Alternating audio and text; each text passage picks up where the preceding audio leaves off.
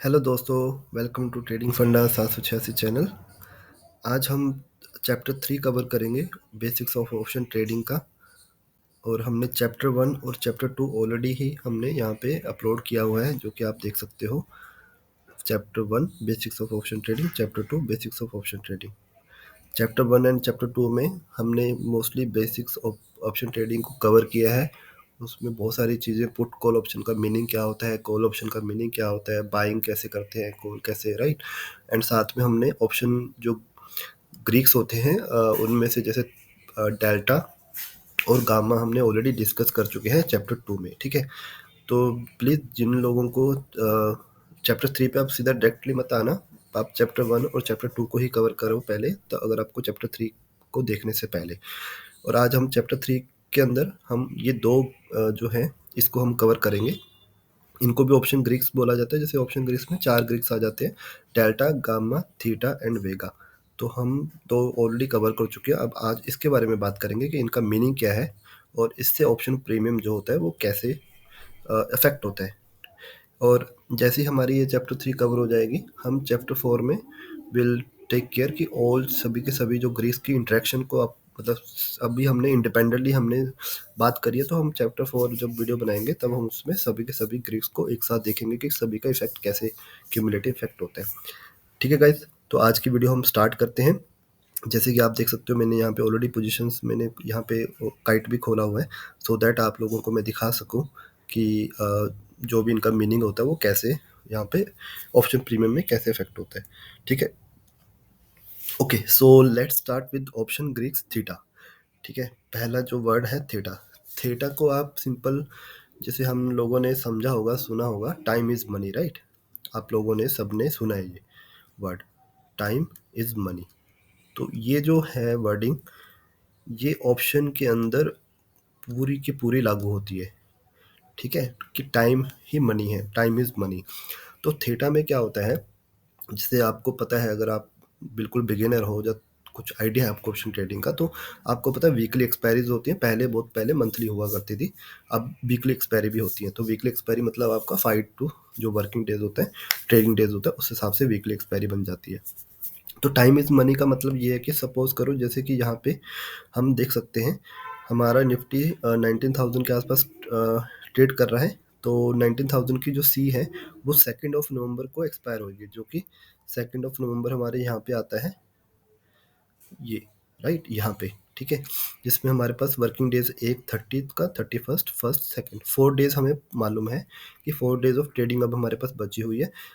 इसका जो प्रीमियम है 151 है। ठीक है, जैसे ही टाइम पास आएगा, जैसे ही आपको ये मतलब 2 नवंबर को एक्सपायर है, अगर आप 1 नवंबर को देखोगे, इसका जो प्रीमियम होगा, अगर सपोज करो मार्केट का प्राइस यहीं पे है, for taking all other constant, right. मतलब हमें कुछ अगर समझना होगा किसी चीज़ को, तो हमें ये समझना होगा कि मान लो कि सब कुछ सेम है। मेरा, अगर मुझे थीटा को समझना है, तो मेरा जो वैल्यू है निफ्टी का 19047 है, अभी भी 19407 एग्जांपल लेते हैं कि मंडे को भी अगर मार्केट क्लोज होती है इसी प्राइस पे क्लोज होती है, ठीक है, ट्यूसडे को भी इसी प्राइस पे क्लोज होती है ना, और वेनेसडे को भी इसी प्राइस पे क्लोज होती है। तो अगर मंडे को ये क्लोज होएगी, तो आपको ये वाला जो प्रीमियम है ना 151 जो आज दिख रहा है, अगर इसी प्राइस पे क्लोज होगी तो ये कम हो जाएगा आपका, सम वैल्यू बाय थीटा, जो कि थीटा का वैल्यू होता है हर एक इंडेक्स का, कि by how much days it will reduce premium.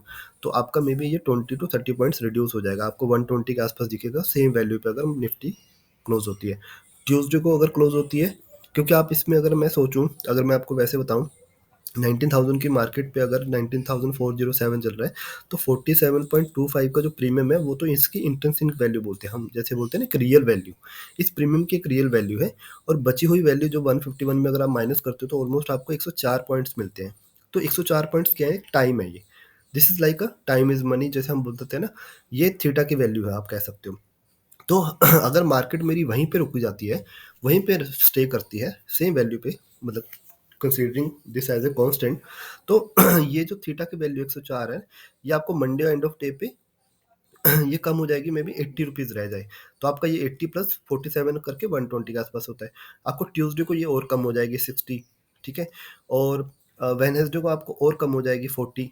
जो लास्ट डे होती है, लास्ट डे सबसे ज़्यादा मैग्नीट्यूड रिड्यूस होता है, बिकॉज थीटा जो होता है, थीटा का अगर आप नेट पे अगर ग्राफ इसको और ज़्यादा थोड़ा सा स्टडी वाइज रिसर्च वाइज पढ़ोगे तो आपको दिखेगा कि जो थीटा का इफेक्ट होता है वो लास्ट डे ऑफ एक्सपायरी वाले दिन बहुत ज़्यादा होता है, बहुत ज़्यादा। ठीक है, सपोज करो जैसे अभी आपको मैंने डेज वाइज समझा दिया कि सेम वैल्यू पे अगर मार्केट क्लोज करती है एंड ऑफ डे पे तो आपको ये प्रीमियम 120 के आसपास दिखेगा, फिर आपको 100 के आसपास दिखेगा, फिर आपको मैक्सिमम 80 रुपीज़ रह जाएगा। ठीक है, लास्ट वाले दिन। अब एग्जांपल लेते हैं, थर्सडे के मॉर्निंग को मार्केट इसी पे खुलती है और इसका प्रीमियम 80 रुपीज़ रह गया, सी क्या। ठीक है, जब आपका प्रीमियम 80 रुपीज़ रह गया तो सी का अगर आप सोचो मार्केट का क्या होगा, मूवमेंट इतना उस दिन का क्या एक्सपायरी डे होगा कि इसको उसी दिन एक्सपायर होना है 2 नवंबर को, राइट। अगर 2 नवंबर को एक्सपायर होना है तो इसका जो प्रीमियम है, जो पूरा थीटा का जो टाइम मनी बोलते हैं ना, टाइम इज मनी, तो वो जो टाइम मनी है वो ज़्यादा एक्सेलेरेट करेगा, किक आउट करेगा, क्योंकि टाइम बहुत कम रह गया है और मार्केट का जो एक्स्ट्रा जो प्रीमियम है ना वो धीरे धीरे खत्म हो जाएगा, क्योंकि उसके लिए हर जो 6 घंटे की जो हमारी ट्रेडिंग सेशन होता है वो हर घंटे में उतना प्रीमियम कम होता जाएगा अगर मार्केट वहीं पे स्टे करती है। तो आप लोगों को ये समझ में आ जाएगा चुका होगा थीटा का जो डायरेक्टली मीनिंग होता है टाइम इज मनी। तो इसलिए आपका जो थीटा होता है और थीटा का जो ग्राफ होता है ये सबसे ज़्यादा एक्सपायरी वाले दिन ही एक्सलरेट होता है, सबसे ज़्यादा इफेक्ट इसका बहुत ज़्यादा उस दिन आता ही आता है। ठीक है, इसी वजह से अगर आप सेम चीज़ अगर मैं सोचे, अगर आप एग्जांपल देखो, अब आपको मैं थीटा समझा ही दे रहा हूँ, तो 19,000 की सी अगर मैं देखता हूँ 9 नवंबर को, जो कि मेरे पास 9 नवंबर की एक्सपायरी, अभी मैं 2 नवंबर की एक्सपायरी की बात कर रहा था, आप 9 नवंबर की एक्सपायरी की बात करते हैं, तो फॉर श्योर टू श्योर इसका प्रीमियम ज़्यादा होना चाहिए, राइट, क्योंकि हमारे पास नंबर ऑफ डेज बहुत ज़्यादा है, तो इसके अंदर थीटा की वैल्यू, जो टाइम इज मनी की वैल्यू ज़्यादा है। अगर आप देखोगे ऑलमोस्ट 70 पॉइंट्स इससे एक्स्ट्रा है, बिकॉज मार्केट के पास बहुत ज़्यादा टाइम है कि वो इसको एक्सपायर करने के लिए, मतलब कितना इन द मनी एक्सपायर हो रहा है या कितने पॉइंट्स पे एक्सपायर होगा, तो उसके लिए थीटा का जो फैक्टर है इसमें टाइम इज मनी का फैक्टर ज़्यादा है, because number of days to expiry हमारे पास ज़्यादा है। ठीक है, तो आई थिंक थीटा तो बहुत ईजिली अंडरस्टूड करने के लिए, बट थीटा ही जो होता है ऑप्शन सेलर्स के लिए बहुत ज़्यादा इफेक्टिव होता है ऑन द एक्सपायरी डेज, और ऑप्शन बायर के लिए ये हमेशा उसके अगेंस्ट काम करता है। ठीक है, बट आपको अगर आप इंटरडे ट्रेडिंग करते हो, आप अगर कैरी फॉरवर्ड वाली पोजीशन, जो कि बहुत बड़ी मिस्टेक होती है, अगर उसको आप नहीं करते हो तो आपके लिए थीटा का जो इफेक्ट होता है इंटरडे में आपको इफेक्ट नहीं मिलेगा बाकी डेज में, जिससे आपको बेनिफिट होगा। बट आप एक्सपायरी वाले दिन इंटरडे भी करोगे तो थीटा का इफेक्ट आपके लिए रहेगा ही रहेगा। तो थीटा के इफेक्ट को आपको नेगलीफाई करने के लिए आपको हमेशा अपना एक ध्यान रखना चाहिए कि आपको, आप जिस दिन अपेक्स, अब भी आजकल देखो उसका एक और अच्छा, इसको निगेट करने के लिए एक अच्छा पॉइंट है, जैसे आजकल हमारी एक्सपायरी डे हर सब दिन अलग अलग होती है। वेनेसडे को हमारी बैंक निफ्टी होती है, थर्सडे को हमारी निफ्टी होती है। तो अगर वेनेसडे को निफ्टी बैंक होती है तो आप निफ्टी बैंक को ना ट्रेड करके आप निफ्टी को ट्रेड करो, क्योंकि निफ्टी की तो अगले दिन ट्रेड हो रही है, राइट। आपको तो निफ्टी बैंक की ट्रेड तो वेनेसडे को हो रही है, निफ्टी की एक्सपायरी हमारी थर्सडे को हो रही है। तो आप क्या कर सकते हो, वेनेसडे को निफ्टी को ट्रेड कर सकते हो और थर्सडे को निफ्टी बैंक ट्रेड कर सकते हो। निफ्टी बैंक का ऑलरेडी एक्सपायरी पीरियड चला चुका है, तो उस दिन का जो इफेक्ट होता है ना, वो जो टिकटॉक बॉम्ब की तरह टिक टक टिक टिक करता रहता है कि हमारे पास सिर्फ 5 घंटे रह गए। अब अगर आप किसी दिन ट्राई करो एक्सपायरी वाले दिन ट्रेड करके, आपको जो मूवमेंट्स होती है इतनी फास्ट होती है, इतनी वोलाटाइल होती है, all this because of the theta also. अगर आपकी पोजीशन आपके फेवर में भी जा रही है, लाइक है ना, आपने सी ली है और मार्केट ऊपर जा रही है, जैसी एक कैंडल हल्की सी भी रेड बनती है ना, तो पूरा का पूरा जो सी का प्रीमियम आपको मिल रहा होगा ना इतनी बड़ी कैंडल में, वो एक छोटी सी कैंडल में चला जाएगा, क्योंकि उससे क्या होता है, टाइम भी वो मार्केट दिखती रहती है कि हाँ क्या पता मार्केट यहीं पे साइडवेज हो जाए, राइट। वो सब फैक्टर देख के थीटा का जो इफेक्ट होता है एक्सपायरी वाले दिन बहुत ज़्यादा फास्ट होता है। तो इसको निगेट करने के लिए आप इंटरडे का ट्रेडर हो, जो कि हम करते हैं, और हमारी स्ट्रेटजी यही फॉलो करते हैं कि वेनेसडे को अगर मेरी निफ्टी बैंक ट्रेड हो रही है, एक्सपायरी हो रही है, तो मैं ट्राई करूँगा कि निफ्टी को ट्रेड करूँ। ठीक है, और जो मंथली एक्सपायरी होती है जिस दिन दोनों ही निफ्टी और निफ्टी बैंक होते हैं, तो आपको थोड़ा सा उस दिन थोड़ा सा रिस्क मैनेज करके आपको ट्रेड लेनी चाहिए। ठीक है, तो यहाँ पे आई थिंक आप लोगों को बहुत अच्छे से मैं समझा पाया हूँ कि थीटा का मीनिंग क्या होता है। Theta is purely time is money factor है। जितना ज़्यादा आप एक्सपायरी का लोगे उतना ज़्यादा उसके अंदर टाइम फैक्टर होगा। तो आपको कभी भी अगर आप किसी पोजीशन को ले रहे हो तो आपको ये देखना चाहिए उसके अंदर कितने पॉइंट्स का एक्चुअल वैल्यू है, रियल वैल्यू जिसको बोलते हैं, जैसे इसमें 47 पॉइंट्स की रियल वैल्यू है, बाकी वैल्यू जो आपकी प्रीमियम है, which is your time money, which is your extra money you are paying. ठीक है, तो अगर वो मार्केट वहीं पे रुकती है, उसके अंदर मोमेंटम नहीं आता, तो वो जो टाइम मनी होता है वो धीरे धीरे डिके होता है, आपका उतना पॉइंट्स का लॉस होता ही होता है। तो ऑप्शन सेलर के लिए हमेशा प्रीमियम पॉकेट करने का एक एडवांटेज होता है। ठीक है, ओके। और जैसे कि मैं आपको एग्जांपल यहाँ पे एक और दे देता हूँ, जैसे कि मैंने यहाँ पे इसको निफ्टी को हम हटा देते हैं, यहाँ पे हमारी 42,780 के आसपास मार्केट चल रही है, और मैं यहाँ पे सी का मैं पी ओ दोनों का डाल देता हूँ। ठीक है, बैंक निफ्टी। ठीक है, और ऐसे मैंने निफ्टी का भी डाला था 19,000 की निफ्टी की पुट, और सी भी डाल देता हूँ।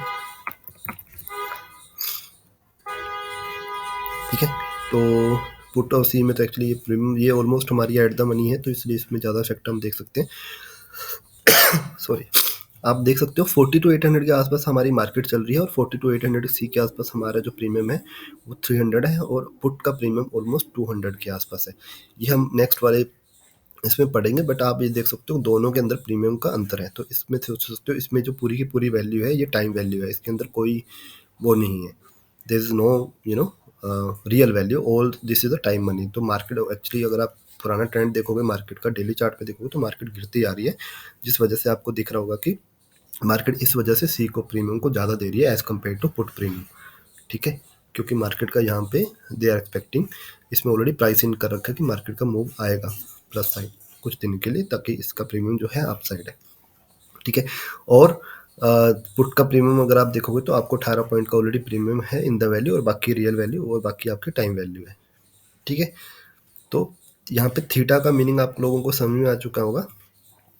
ठीक है, इसी वजह से थीटा की वजह से ही कभी भी जो होता है कैरी करना positions, that's why always a wrong. Okay, इसी वजह से हम कैरी करना को अवॉइड करते हैं, और लोगों को समझाते हैं भी कैरी करना बहुत गलत बात है।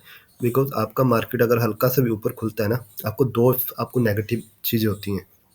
आपने सपोज करो एग्जांपल के तौर पे, मैं जैसे आपने आज के दिन पुट ले रखी है अब मंडे की ओपनिंग से पहले। ठीक है, अगर आपकी पुट में पोजीशन है, इसी पोजीशन में एग्जांपल ले लेता हूँ, आपका एक कुछ पोजीशंस है जो आपने इसी प्राइस पे बाय करके आप कैरी करे हो।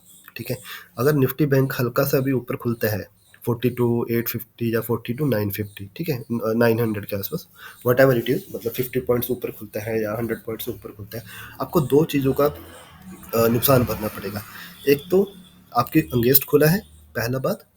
दूसरा बात, आपके अंगेंस्ट खुलने की वजह से दूसरा एक तो टाइम फैक्टर, क्योंकि जो टाइम का फैक्टर होता है ना ओवरनाइट ज़्यादा प्ले करता है।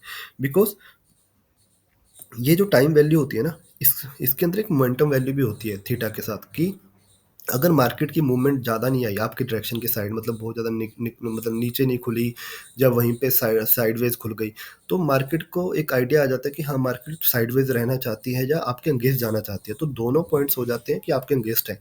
तो थीटा का अगर फैक्टर आपको अब यहाँ पे जब कैरी करोगे तो नहीं दिखेगा। मार्केट के उस दिन अगर गैप अप भी खुला ना 50-60 पॉइंट, आपका इस प्रीमियम आपको ऑलमोस्ट ये यहाँ पे तो अभी वैसे देख रहे हो आप, ये 190 का सीधा 150 के आसपास खुलेगा। मे बी आप सोचो 200 का अगर आप 150 देखते हो, ऑलमोस्ट 200 के आसपास मैं लगा लेता हूँ, तो ये 25% माइनस है। ये 25% का आपका पोर्टफोलियो, अगर आपकी कोई भी पोजीशन है तो जो भी आपने कैपिटल लगाया हुआ 25% आपको माइनस हो जाएगा। तो ये बहुत बड़ा एडवांटेज होता है, डिसएडवांटेज होता है सॉरी, जिस वजह से आपका ये एकदम से कम हो जाता है। ठीक है, तो हम अभी आई थिंक यहाँ पे हमने बहुत डिस्कस कर चुके हैं थीटा पे, which is very easy to understand, but it's very important to understand also. Next topic पे आते हैं, विच इज़ हम our topic is vega. Vega जो होता है वो एक वॉलेटिलिटी इंडेक्स बोलते हैं, जो कि एक वॉलेटिलिटी मार्केट के अंदर वॉलेटिलिटी होती है उसको रिप्रेजेंट करता है। ठीक है, तो अगर आप लोगों ने बहुत मतलब आप अगर स्टैटिस्टिकली मैथमेटिक्स अगर आपने पढ़ा होगा, तो आप लोगों ने ये चीज़ जरूर पढ़ी होगी कि एक नॉर्मल डिस्ट्रीब्यूशन कर्व होती है ऐसे, राइट, एक इस तरह की कर्व होती है। ये हमारे डेटा पॉइंट मतलब ये जो एक्स एक्सिस आप ले लो, ये आपकी एवरेज वैल्यू ले लो। ठीक है, और यहाँ पे एक 1 सिग्मा होता है, this is 2 sigma, this is 3 sigma. ठीक है, तो आप ऐसे ही यहाँ पे, तो ये इसको बोलते हैं normal distribution curve, normal distribution curve. जो एग्जांपल के तौर पे मैं आपको वैसे एक चीज़ समझा सकता हूँ कि ये जो नॉर्मल डिस्ट्रीब्यूशन में अभी I am not talking about vega, अब मैं एक जनरल लाइफ के ऊपर मैं बता रहा हूँ आपको कि मोस्टली हमारे वर्ल्ड में है ना, कोई भी आप चीज़ ले लो, हर चीज़ इस कर्व के थ्रू ही फॉलो, मतलब इस कर्व में लाई करती है। अगर एग्जांपल के तौर पे मैं ले लेता हूँ कि मोस्ट ऑफ द पर्सन की जो एज है ना, वो क्या है होगी, लाइक ना, सॉरी एज की जगह वेट ले लेते हैं, है ना। किसी का मान लो 70 kg का है weight, somebody is around 80 kg, है ना, somebody इज अराउंड 50 kg, ठीक है। तो आप सबकी अगर आप एक एवरेज निकालोगे, एक एवरेज वैल्यू सेंटर पे आएगी, है ना। और जो बाकी की जो वैल्यूज है ना वेट्स की, वो इसी कर्व के अंदर लाई करती है। मतलब जो आपका मोस्टली जो वर्ल्ड में आप एक एवरेज वैल्यू निकाल लेना, यहाँ पे एवरेज वैल्यू सपोज करो एग्जांपल पे 50 आती है, तो मोस्टली जितने भी दुनिया में मैन एंड फीमेल्स हैं, जो अगर आप अकेले मेंस की बात करते हैं उसके हिसाब से अगर आप नॉर्थ ट्रेडिशनल कर्व निकालते हो, तो आपको ये मिलेगा कि जो सभी के जो वेट्स की जो वैल्यू है ऑन एन एवरेज, और बाकी की जो वेट्स की वैल्यू इसी कर्व के बीच में लाई करेगी, जिसको हम बोलते हैं 1 सिग्मा के अंदर 68% कुछ बोला जाता है, सो 2 सिग्मा के अंदर 93%, 3 सिग्मा के अंदर 399 पॉइंट समथिंग, राइट। और जो बाहर का जो बोलते हैं उसको बोलते हैं हम आउटर, ठीक है, ऐसा करके आउटर बोला जाता है, कि जो कि एक्सेप्शनल केसेस होते हैं, जिससे सपोज करो किसी का वेट 120 kg है और किसी का वेट माइनस, सॉरी माइनस नहीं, इट्स लाइक ये पॉजिटिव वैल्यूज होती है 120, और may be this side is also 120, right, ठीक है। तो इसको हम इस चीज़ में समझ रहे हैं कि this is like a volatility. अगर मैं इसको समझा देता हूँ नॉर्मल डिस्ट्रीब्यूशन कर्व के थ्रू, कि वॉलेटिलिटी इज जो हमारी इंडियन मार्केट की वॉलेटिलिटी का एक इंडेक्स होता है, जिसको हम इंडिया विक्स के थ्रू बताते हैं। यहाँ पे आते हैं, अगर आप इंडिया विक्स को देखोगे, ये ठीक है, यहाँ पे जैसे 10.91% आ रखा है, this is my analysed India VIX, okay. तो जैसे नॉर्मल डिस्ट्रीब्यूशन कर्व का एक फंडा होता है कि जो कि मोस्टली सभी की, अगर आप किसी की भी एक एज पकड़ोगे, कोई एक रैंडम नंबर आप किसी के इंसान से पूछोगे, तो वो इस कर्व के अंदर लाई ही करेगा कहीं ना कहीं, ठीक है। तो इसको हम बोलते हैं कि इतने परसेंटेज के वेरिएशन के साथ वो हमेशा मार्क जो वैल्यू होती है किसी की एज की, इसके अंदर लाई करेगी। ऐसे ही आपका नॉर्मल का, अगर आप निफ्टी का इंडेक्स लोगे, अब मैं इसको निफ्टी के इंडेक्स में कन्वर्ट कर सकता हूँ। यहाँ पे जो मेरा 50 था, ठीक है, अगर मेरे यहाँ पे 50 था, तो मैं इसको क्या कर सकता हूँ, मैं यहाँ पे निफ्टी का इंडेक्स ले लेता हूँ एवरेज वैल्यू, ठीक है। निफ्टी का एवरेज वैल्यू इस साल की अगर सपोज करो 18,000 के आसपास ले लेता हूँ मैं, ठीक है। तो उसके आसपास का जो वेरिएशन होगा next year, with in 1 year, वो 10% प्लस और 10% माइनस के विद इन इस रेंज में रहेगा। इसका मतलब होता है ये आपका इंडेक्स की वैल्यू यहाँ पे डिसाइड करता है। जो वोलेटिलिटी इंडेक्स होता है, वो ये बोल देते हैं कि आने वाले टाइम में what is, how much is this going to be expected with in the range. तो इसको आप नॉर्मल डिस्ट्रीब्यूशन करो, एक स्टैंडर्ड डेविएशन, अगर मैथमेटिक्स स्टैटिस्टिक्स से आप हो बैकग्राउंड से, तो आप इस चीज़ को समझ पाओगे इजीली, ओके। अब आते हैं वेगा से जाने से पहले एक चीज़ और बता देता हूँ। मतलब दो तीन तरह की वोलेटिलिटी होती है। एक होती है historical volatility, okay. Historical volatility is simply कि आप पास्ट के जो डेटा होते हैं क्लोजिंग प्राइसेस को लेके आप एक वोलेटिलिटी इंडेक्स निकालते हो।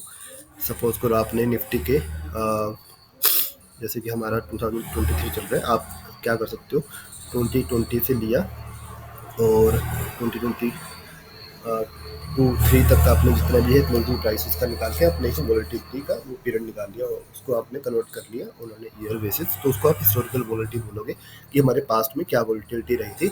उसके बेस पे ये प्रेडिक्ट कर सकते हैं कि आने वाले टाइम में भी कितनी रह सकती है, ठीक है। ऐसे ही दूसरा होता है फोरकास्टेड, ठीक है। इसको हिस्टोरिकल बोलते हैं, इसको एक फोरकास्टेड वोलेटिलिटी बोलते हैं। फोरकास्टेड वोलेटिलिटी भी सेम जो होती है कि आने वाले टाइम में परसेप्शंस क्या रहेगा मार्केट का ड्यू टू मैनी पैरामीटर्स, कि क्या मार्केट की रेंज रह सकती है, उसको भी आप एक वोलेटिलिटी इंडेक्स में कन्वर्ट कर सकते हो। थर्ड होता है इम्प्लाइड वोलेटिलिटी इंडेक्स। जो इम्प्लाइड वोलेटिलिटी इंडेक्स होता है वो, ये जो इंडिया विक्स होता है वो ये वाला होता है इम्प्लाइड वोलेटिलिटी। इम्प्लाइड वोलेटिलिटी का मतलब होता है कि जो मार्केट के जो प्लेयर्स हैं, मार्केट के जो पार्टिसिपेंट्स हैं, उनका परसेप्शन क्या है। ये कोई डेटा ड्रिवन ऐसा नहीं है, मतलब इस डेटा पे नहीं है, ना फोरकास्ट पे है, मतलब आने वाले टाइम पे है, ना पुराने वाले टाइम पे है।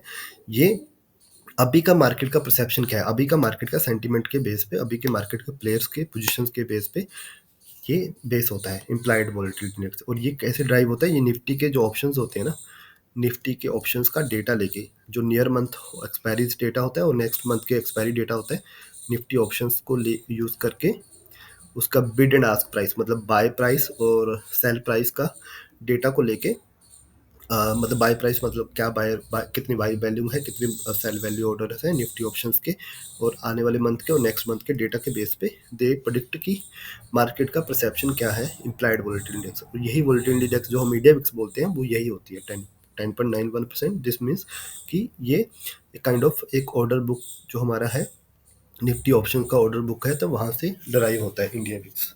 ठीक है, अब इसी इंडिया विक्स को आप कह सकते हो कि इट्स लाइक अ वेगा। ठीक है, किसी भी एक इंडेक्स का एक वेगा वैल्यू होगी। ठीक है, जैसे सपोज करो वेगा वैल्यू है 0.15, ठीक है, जब 0.12, ठीक है, उसका मीनिंग ये होता है कि for any change in volatility आपका जो प्रीमियम होगा 0.15 पॉइंट से या 0.2, मतलब अगर 1% चेंज होता है तो आपका इतने पॉइंट से आपका प्रीमियम कम हो जाएगा, मल्टीप्लाइड बाय करके वो 100 से 15 पॉइंट। ठीक है,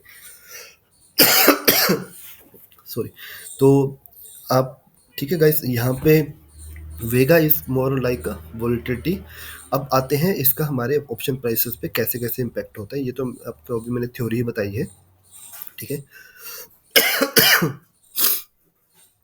तो अभी वेगा जो होता है, अगर आपने सपोज किया हो तो वेगा का प्राइसेस पे कैसे इफेक्ट होता है, ऑप्शन प्राइसेस पे वोलेटिलिटी का क्या मतलब होता है, राइट। ये वोलेटिलिटी जो होता है, वेगा होता है, ये ऑप्शन सेलर के लिए बहुत फायदेमंद भी होता है और कभी कभी नुकसान भी कर सकता है। फायदा तब करेगा जब कोई इवेंट हो। सपोज करो, एग्जांपल के तौर पे मैं यहाँ पे एग्जांपल लेता हूँ आपको। ठीक है, मोर लाइक आप ये मान सकते हो कि मंडे को, अभी तो जैसे मंडे को कोई ऐसा इलेक्शन इवेंट नहीं है, there is no any outcome की जो मार्केट के ऊपर इफेक्ट करेगा। बाय चांस, बाय चांस अगर मंडे को कुछ ऐसा होता है, इवेंट, इलेक्शन इवेंट होता है ना, तो अगर आप ये देखते हो ना, ये जो 10.91 है ये भी वैल्यू ज़्यादा होती, और जो आप प्रीमियम देख रहे हो ना, सी वाला प्रीमियम और पुट वाला प्रीमियम, ये जो सी का प्रीमियम आपको 151 दिख रहा है ना यहाँ पे, इसी वैल्यू पे यही प्रीमियम आपको कम से कम 180 रुपीज़ दिखता। बिकॉज जब एक वॉलेटिलिटी का इवेंट आने वाले टाइम में होता है, तो वेगा ये उसको डिस्क्राइब करता है उसके ऑप्शन प्राइस में, कि जो आने वाले टाइम में उस इवेंट की वजह से जो वॉलेटिलिटी बढ़ेगी, उस वजह से आपका इंडिया विक्स ऑलरेडी ज़्यादा होगा, उसी इंडिया विक्स की वजह से आपका जो जो प्रीमियम की वैल्यूज होंगी विच विल बी हायर। तो मैंने जैसे आपको बताया था कि निफ्टी के ऑप्शन से ड्राइव होता है, तो निफ्टी का ऑप्शन का जो डेटा प्राइसेस होती है वो ज़्यादा होंगी, जिस वजह से आपका इंडिया विक्स की वैल्यू भी ज़्यादा होगी। जैसे ही मंडे के दिन वो इवेंट चला जाएगा, ओके, जैसे ही वो इवेंट चला गया, ठीक है, उस साथ ही साथ आपका इंडिया विक्स भी कम हो जाएगा और आपके जो ऑप्शन के जो प्राइसेस होंगे वो भी कम हो जाएंगी। ठीक है, तो आप समझ सकते हो कि अगर ऑप्शन बायर के लिए तब जाके खतरनाक है अगर आपने उसी टाइम पे वॉलेटिलिटी से पहले आपको पता है कि कुछ इवेंट का आउटकम है, जैसे आरबीआई पॉलिसी होती है, राइट, 10 मोस्टली 10-10:30 AM के आसपास होती है, तो आपको देखना निफ्टी बैंक के जो प्राइसेस होते हैं बहुत पहले से उसको ना इन्फ्लेटेड होते हैं, वो सी साइड भी पुट साइड भी। अगर आउटकम अच्छा आया तो जिस डायरेक्शन में मान लो मार्केट को जाना था, अगर सी में जाना था, तो वो सी के प्राइसेस में तो जो इन्फ्लेशन था, जो थोड़े बहुत इन्फ्लेटेड थे, वो थोड़े से एडजस्ट हो गए, आपके फेवर में प्रॉफिट दे देंगे। पर आपका जो उल्टा साइड होगा ना, जिस साइड आप उल्टे बैठे होगा उसके अंदर, तो आपके इतने ज़्यादा कम होंगे, दो चीज़ों से कम होंगे। एक तो वो वोलेटिलिटी कम हो जाएगी बिकॉज मार्केट का इवेंट चला गया, आप, है ना, उसकी वजह से प्राइसेस कम होंगे। सेकंड, आपकी डायरेक्शन उल्टी थी जिस वजह से आप और ज़्यादा, तो वो जो आपका नुकसान होगा ना वो नॉर्मल डेज से भी ज़्यादा होगा। तो आपको ये समझना पड़ेगा कभी भी आप ऑप्शन प्राइसेस को जब लेते हो, है ना, तो यू हैव टू कंसीडर कि आप उस इवेंट के आसपास ले रहे हो या उस इवेंट के बाद ले रहे हो। You have to make sure कि आप उस चीज़ को मैनेज कर रहे हो। आपको ये ना लगे कि यार, है ना, आज ऐसा क्यों हो रहा है मेरे साथ, है ना, इतना ज़्यादा पॉइंट्स का डिफरेंस क्यों आ रहा है जबकि कुछ हुआ भी नहीं है। तो आपको देखना पड़ेगा कि डेली आप जो अगर इंटरडे करो तो you have to make sure कि उस 6 घंटे के अंदर कोई ऐसा बड़ा इवेंट ना हो। तो जो वेगा होता है वो आपका वोलेटिलिटी इंडेक्स को ड्रिवन करता है। ठीक है, जैसे ही मार्केट की वोलेटिलिटी बढ़ती है, तो आप इसको एक वेगा से या इंडिया विक्स से ये भी बोल सकते हो, फियर भी बोलते हो। ठीक है, फियर ऑफ इंडेक्स कह सकते हो। आपने अगर कोरोना के टाइम पे देखा होगा, ये जो इंडिया विक्स था ये ऑलमोस्ट काफ़ी चला गया था ये, राइट, 50-60 की वैल्यू आस पास चली गई थी, 50-60। तो विच मीन्स कि मार्केट की जो मूवमेंट है ना, आने वाले टाइम में दोनों साइड प्लस माइनस हो सकती है। इसका मतलब यही हो जाता है कि दोनों साइड इतनी प्लस माइनस हो जाती है, ऑब्वियस हो जाती है। हमारा उस समय इंडेक्स ऑलमोस्ट 8,000 to 9,000 चला गया था। तो this is analysed volatility index. तो इसका मतलब ये है कि अगर मेरा 50 चला गया था तो मतलब ऑलमोस्ट 13,000 प्लस माइनस या 3,000, मतलब मार्केट और ज़्यादा गिर सकती है या और ज़्यादा दोबारा से ऊपर आ सकती है। तो जब आपका वोलेटिलिटी इंडेक्स बढ़ जाता है तो आपके ऑप्शन प्राइसेस भी बहुत ज़्यादा दोनों साइड बढ़ जाते हैं, बिकॉज मूवमेंट्स बहुत ज़्यादा फास्ट होंगी दोनों side, at the side it can come, right. ठीक है, तो आपको ये भी ध्यान रखना चाहिए कि हमेशा ये नहीं होता कि इंडिया विक्स अगर ज़्यादा है तो आपकी मार्केट गिरेगी गिरेगी। इंडिया विक्स जो आपका अप्लाई करता है वो इट अप्लाई बहुत साइड मूवमेंट। ठीक है, अब जैसे इंडिया विक्स जब मोस्टली इसको जैसे हम फियर भी बोलते हैं, ठीक है, फियर ऑफ इंडेक्स, तो अगर इंडिया विक्स कम भी होता है तो इसका एक एडवांटेज ये भी होता है कि जब इंडिया विक्स बहुत कम है, जैसे अभी देखो माइनस में था उस दिन, तो मार्केट का मूवमेंट मोस्टली आपका ना पॉजिटिव साइड ही रहता है कि हाँ मार्केट की जो मार्केट के अंदर कोई ऐसा बड़ा इवेंट नहीं है, मार्केट आराम है ना, देर इज नो उसकी वॉलिटिलिटी कम हो रही है। वॉलिटिलिटी कम हो रही है तो मार्केट का ये होता है कि मार्केट की जो सस्टेनेबिलिटी है वो इस प्राइस के आसपास रहेगी, वो ज़्यादा ऊपर फ्लक्चुएट नहीं होगी। ठीक है, आई थिंक ये दोनों हमने गीक यहाँ पे आज कवर कर चुके हैं। थीटा आपको number of days of expiry जब कह सकते हो, या टाइम इज वैल्यू मनी, वेगा आपकी वॉलिटिलिटी के हिसाब से ऑप्शन प्राइसेस में कवर। तो जो भी मैं आज के ये लर्निंग जो लेसन मैं बना रहा हूँ chapter, this is all related to option buying only. और ऑप्शन बाइंग के अंदर ऑप्शन प्राइसेस के ऊपर कैसे प्रीमियम पे इफेक्ट होता है और आपको क्या, आपको रिस्क लेके आपको समझना, आपको लेने से पहले आपको आइडिया होना चाहिए कि आप ये कौन से टाइम पे क्या ले रहे हो। ठीक है, आने वाली चैप्टर 4 में हम और ज़्यादा कवर करेंगे चारों के चारों जो ग्रीक्स हैं, डेल्टा गामा थीटा वेगा, उसको हम देखेंगे कि आपस में वो चारों एक साथ कैसे, जब हम चारों को एक साथ देखते हैं, जो कि मोस्टली हर दिन यही होता है कि चारों ही आपके अफेक्ट होते हैं, ऐसा नहीं कि एक क्योंकि अफेक्ट होगा एक टाइम पे, चारों के चारों म्यूचुअली काम करते हैं, ऑप्शन प्राइसेस को अफेक्ट करते हैं। तो हम आने वाले चैप्टर 4 में थोड़ा उसको और ज़्यादा अच्छे से पढ़ेंगे, सीखेंगे और बात करेंगे। ठीक है, अभी के लिए आप प्लीज़ कवर कर लीजिएगा चैप्टर 3 अगर चैप्टर 4 में जाने से पहले। आज की वीडियो में इतना ही। Thank you. अगर अच्छी लगी तो प्लीज़ कमेंट कीजिए, लाइक कीजिए एंड शेयर कीजिए। Thanks all, bye bye.